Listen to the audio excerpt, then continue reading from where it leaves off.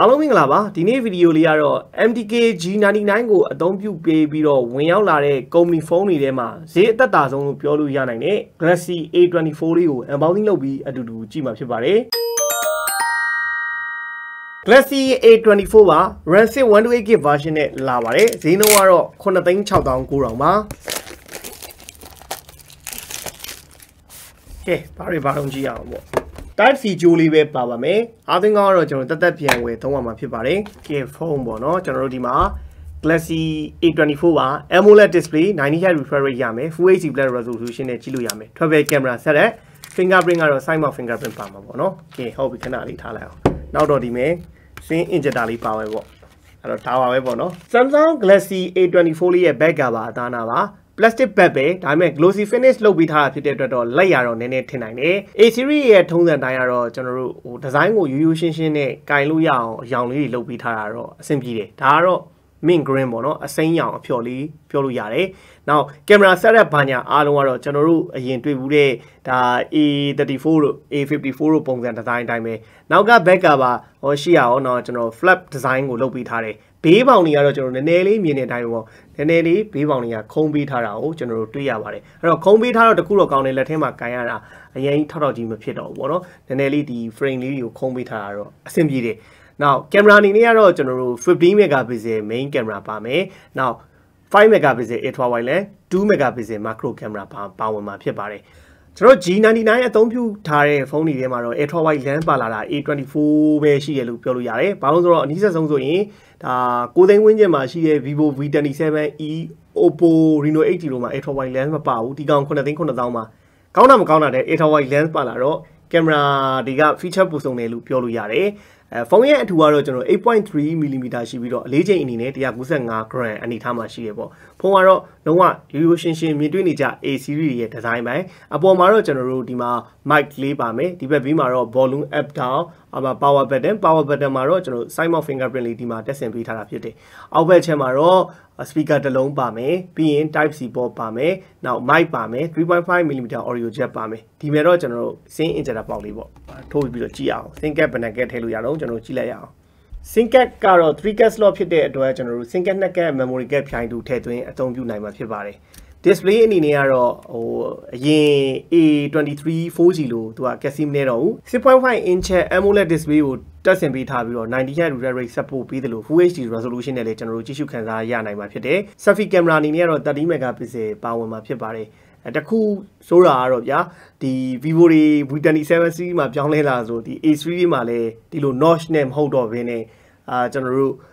ပန်ချိုးလေးနဲ့လာရင်တော့ပို့ပြီးတော့ design သွင်းပြီးလှပမယ်ပေါ့နော်ဒါပေမဲ့ချင်းတွေပဇယ်တွေကတော့ထုံးစံတိုင်းပဲပေါ့နော်ထူမြဲထူဆဲပဲပေါ့နော်ကျွန်တော်ဒီမှာဘေးကပဇယ်တွေချင်းတွေကတော့အထူကြီးအနေထားမှာတော့ရှိပါသေးတယ်ကဲအဲ့တော့ကျွန်တော်တို့ဆက်ကြည့်အောင်ပေါ့ဆက်ရက်လေးလုပ်ပြီးတော့ဒါတော့ကျွန်တော် Samsung A24 လေးကိုမြင်ရမယ်အနေထားပေါ့နော်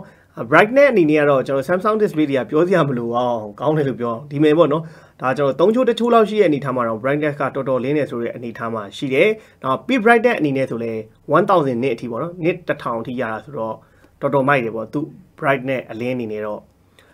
နောက်တစ်ခုအနေနဲ့ကကျွန်တော်တို့ဒီ Samsung ဖုန်းတွေမှာဟိုအားလုံးသိတဲ့အတိုင်း call recording အဆင်ပြေတယ်ပေါ့ဗျာဟိုကျွန်တော်တို့အတန်ဖန်နေပါသည်လို့လည်းမအော်ဘူးအလုပ်လုပ်တော့မယ်ဟေ့ဆို call recording တစ်ခါတည်းအဆင်ပြေသုံးလို့ရတဲ့အတွက်တော်တော်များများအလုပ်လုပ်တဲ့သူတွေက Samsung ကိုကင်ကြတယ်နောက် Google service ဘာညာလဲဒါကျွန်တော်တို့ဘာမှအထွေထူးပြောစရာမလိုဘူး Samsung လိုပဲ version တွေဖြစ်တာနဲ့အညီတစ်ခါတည်းပါဝင်ပြီးသား refresh rate ကကျွန်တော်တို့ standard မှာထားလဲရတယ် standard မှာထားရင်တော့16Hz ရဲ့လုံးဝင်ပေါ့တကယ်လို့ကိုကအမြင့်ဆုံးမှာထားခြင်းတော့90Hz နဲ့ထားပေါ့နော် screen ရဲ့ refresh rate ကတကယ်အလုံးလုံးနေတာဖြစ်တဲ့အတွက်အခုလိုတုံလေးတွေပေါ်နေတာပါတော့ကြအပြင်မှာအဲ့လိုဖြစ်နေရထင်သူတို့ပါကျွန်တော်တို့ fan နဲ့ဒီ FPS ကနည်းတဲ့အတွက်အဲ့လိုလှုပ်လို့ဖြစ်တာပါ screen ကကောင်းပါတယ်ကောင်းလို့အဲ့လိုလှုပ်တာပါမကောင်းရင်မလှုပ်ပါဘူးနောက်ပြီးတော့ touch sensitivity ပေါ့နော်ပို့ပြီးတော့ကို touch sensitivity ကိုပိုကောင်းသိချင်တဲ့ဟိတ်ဆိုတော့ဒီကောင်လေးကို on ထားပေါ့နော် touch response ကိုပို့ပြီးတော့မြန်လေးတုံးလို့ရသေးခြင်းနဲ့ဟိတ်ဆိုရင်တော့နောက်ကင်မရာလေးကိုကျွန်တော်တို့ဝင်ကြည့်အောင်ပေါ့နော်ကင်မရာအနေထားဘယ်လိုရှိတော့15 megapixel ကျွန်တော်ပုံမှန်ရိုက်ဖို့အတွက်ကတော့ကင်မရာ feature အနေနဲ့ portrait မှုပါမယ် photo video မိုးမှာတော့ကျွန်တော်တို့ pro မှုပါမယ် panorama မှုပါမယ် full မှုပါမယ် night မှုပါမယ် macro ပါမယ် slow motion ပါမယ် hyperlapse ပါမယ်ပေါ့ video အနေနဲ့ကတော့ 99ရဲ့ထုံးစံတိုင်းကျွန်တော်တို့ Full HD 30 fps ပေါ့နော် 1080p ထိပဲအများဆုံးရိုက်လို့ရမယ်ဒါကျွန်တော်တို့ရှေ့ကောနောက်ကောပါနော် 4K တွေ 2K တွေမရပါဘူးအဲ့တစ်ချက်ရှိပါမယ်အဲ့တော့ကင်မရာအနေထားလေးကတော့ကျွန်တော်တို့နည်းနည်းလေးစမ်းပြီးတော့ဘလို့အနေထားရှိတော့ကျွန်တော်တို့ပုံကြည့်လို့ရအောင်ထည့်ပေးလိုက်ပါမယ်ကျွန်တော်တို့ရိုက်ထားတဲ့ပုံရိပ်အချို့ကိုလည်းထည့်ပေးလိုက်ပါတယ်ဒီမှာလည်းကျွန်တော်တို့မြင်ရမှာပေါ့ Samsung နေရဲ့ sensor ရဲ့ထုံးစံတိုင်းပေါ့သူကကျွန်တော်တို့ contrast များများလေးနဲ့ VV ဖြစ်တဲ့ color ကိုသွားတယ်over saturation တော့မများဘူးပေါ့နော်ဒါပေမဲ့ကျွန်တော်တို့ဒီ mirroring phone ရဲ့ camera result လောက်ပဲရတယ်တကယ်လို့ low light ရိုက်မယ်ဟိဆိုရင်တော့ low light နည်းနည်းအလင်းရောင်တဲ့နေရာမှာတော့ noise လေးတွေထားခြင်းနဲ့ပုံရိပ်တွေကတော့ဒီမှာကျွန်တော်တို့ကြည့်လိုက်ပါကျွန်တော်လည်းနည်းနည်းရိုက်လို့ရတဲ့လောက်တော့အပြင်မှာထည့်ပေးထားတယ် Ultra wide lens နဲ့ main lens နဲ့ဆိုရင်တော့ Ultra wide lens ကရိုက်တဲ့ပုံတွေမှာရတဲ့ color တွေကနည်းနည်းအရောင်ဖြော့တာကိုတွေ့ရမှာပါเนาะကျွန်တော်ဒီမှာကြည့်လိုက်ပေါ့ portrait တွေရော selfie ပုံတွေရောကျွန်တော်တို့ထည့်ပေးထားပါတယ်ပြီးရင်တော့ကျွန်တော်တို့သူ့ရဲ့ဒီရုပ်ထွက် quality result လေးကိုအတူတူသွားကြည့်အောင်ပါကျွန်တော်ဒါကတော့ Galaxy A24 လေးရဲ့ရုပ်ထွက် color အသားနာပါ Samsung AMOLED ဆိုတဲ့အတိုင်းသူ့ရဲ့ mirroring phone တွေမှာလည်းပါလာတဲ့ AMOLED ဟာ color protection တွေနောက် contrast တွေ brightness တွေကတော်တော်အဆင်ပြေပြီးကောင်းတဲ့အနေအထားမှာရှိပါတယ်ဒါ brightness ဆိုရင်ကျွန်တော်အဆုံးထိတောင်မတင်ထားသေးဘူးနည်းနည်းလေးပဲရှိရပါတော့ကျွန်တော်တဝက်ပေါ့နော်တဝက်ဒီမှာတင်လိုက်ရင်တော့အရင်ကြီးဖွေးသွားရင်ကြည့်ရတဲ့ဟာကိုလိုကလန်မျိုးနည်းနည်းလေးရှော့ပြီးပြပေးလိုက်ပါမယ်เนาะကျွန်တော်အရောင် color တွေကတော့တကယ်မိုက်ပါတယ်သူ့ရဲ့ display quality ကတော့ကျွန်တော်အဲ့ပြီးတော့ပြောပြရမရှိဘူးပေါ့ဒီ mirror ဒီဒီတန်းထဲမှာတော်တော်အဆင်ပြေတယ် AMOLED display လို့ပြောလို့ရပါတယ်เนาะကျွန်တော်ဒီမှာ viewing angle ဆိုလည်းအများကြီးရတယ်ပေါ့နော်ဒီမှာကြည့်လိုက်ပါ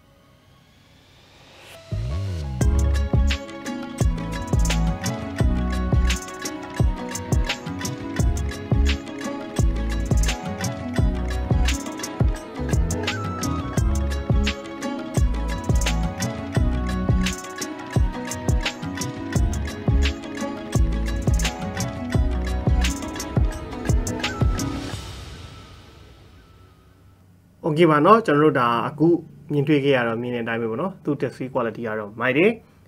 အဲ့တော့အတန်တော့ကျွန်တော်တို့ဘာမှမပြောခင်ဒီမှာ speaker တစ်လုံးနဲ့ပါတယ်ပေါ့အဲ့တော့ mono speaker တစ်ခုပဲပါတယ်ဒါဈေးနှုန်း9,900,000မှာဆိုရင်တော့ stereo speaker လေးထည့်ပေးလိုက်ရင်တော့ပိုကောင်းတယ်ပေါ့နော် dual speaker လေးဆိုတော့တော့ကျွန်တော်တို့တော်တော်ကျဲထဲမှာတော့ပါပါတယ်ဟုတ်ပါနော်တော့ဒီရပဲအတန်ထွက်ပါမယ်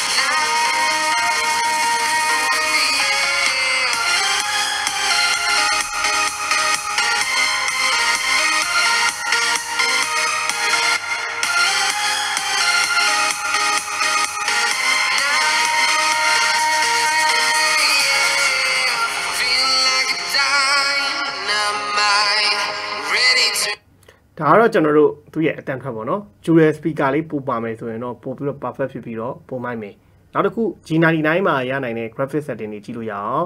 ကျွန်တော် mobile legend ပါညာနည်းနည်းထည့်ပေးထားပါတယ် mobile legend မှာတော့ကျွန်တော်တို့အားလုံးဒီမှာမြင်တဲ့အတိုင်းပဲပေါ့နော်ဒီ A24 G99 မှာလည်းအတူတူပါပဲ graphic အနေနဲ့ height နဲ့ဆောက်လို့ရမယ် refresh rate လည်း height ထိပဲပွင့်သေးတယ်ပေါ့နော်ကျွန်တော် Ultra တော့